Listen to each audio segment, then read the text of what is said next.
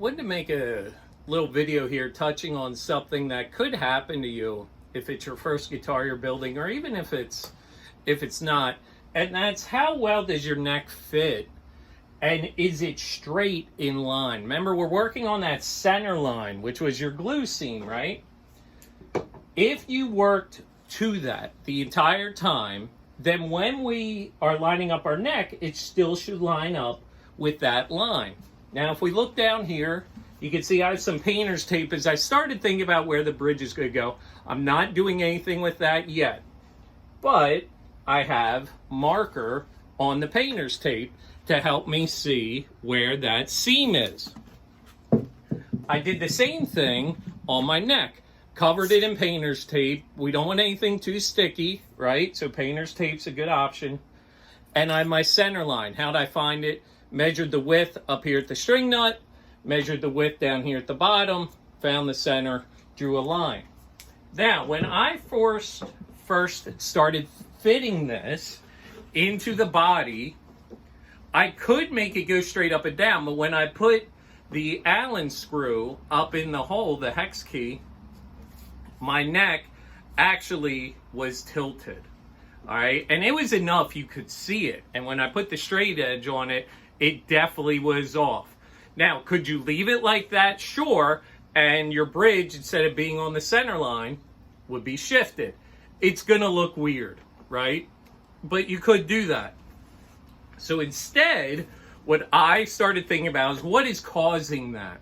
Now, this was the first acoustic that I ever made on my own, meaning I didn't have my teacher at community college helping me.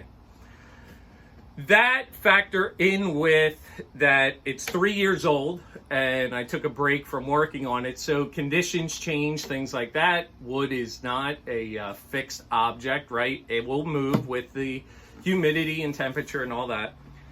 My neck didn't fit right, okay? And we just talked about that. So, what can I do? Well, I fit my neck on here, and I took a X-Acto knife, and I almost like pencil traced the shape of the heel of the neck into the body. Then I took a chisel and started removing material because the neck was sitting like this, meaning over here was pushing on the neck. So for it to come back this way, this end has to go down. All right, so as we zoom in, trace this line with an X-Acto knife, took a chisel. I'm going across the grain, but this is mahogany, so it wasn't too bad. Nice sharp chisel. Started going at it. Cut down more with the knife. More chiseling.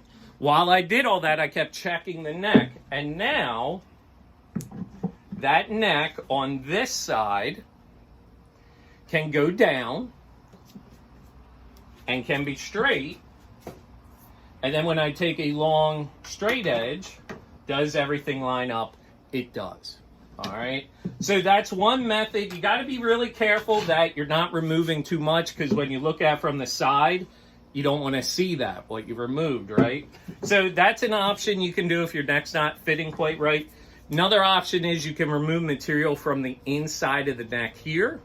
It could be your tenon, because your mortise wasn't perfectly square with the body. That could be an issue too. So there's several factors. I'm sure there's a ton of videos and advice out there from people smarter and more experienced than me, but this is what I came up with, and it seems to be working. So we're going to keep dry fitting this, double check it. Then we're going to glue the neck in and attach our hex key Allen screw in there and move on.